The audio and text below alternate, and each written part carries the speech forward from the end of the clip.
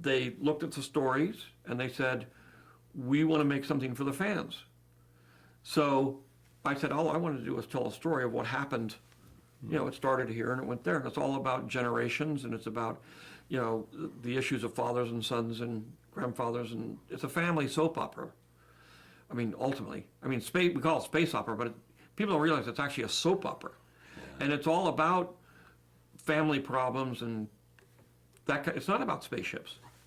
So they decided they didn't want to use those stories. They decided they were going to go do their own thing, and so I decided, fine, but basically I'm not going to try to. They weren't that keen to have me involved anyway, but at the same time I said, I'm not going to, if I get in there, I'm just going to cause trouble, because they're not going to do what I want them to do. So, and I don't have the control to do that anymore, and all I would do is muck everything up. So I said, okay, I will go my way and I'll let them go their way. And it really does come down to a simple rule of life, which is when you break up with somebody, the first rule is no phone calls.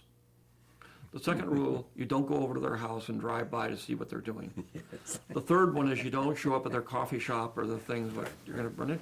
You just say, no, gone, history, I'm moving forward.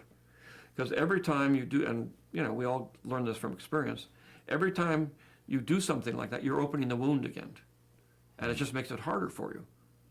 You have to put it behind you, and it's a very, very, very hard thing to do. But you have to just cut it off and say, okay, end the ball game. I got to move on. And everything in your body says, don't, you can't. And these are my kids. So All those Star Wars films. all the Star Wars films. They were your kids. Yeah, well, they are my, you know, I loved them. I created them. I'm very intimately involved in them, and obviously to And sell you them sold off. them. I sold them to the white slavers that take these things and. Okay, but I mean, but having said all that, and having talked to you for the last, and known you for a while, and admired you, I mean, it must hurt you.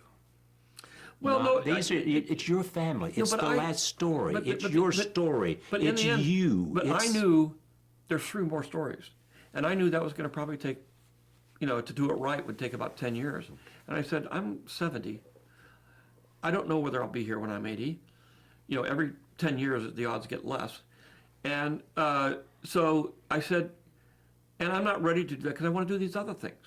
So I have to make the decision on my own that it's time for me to move on.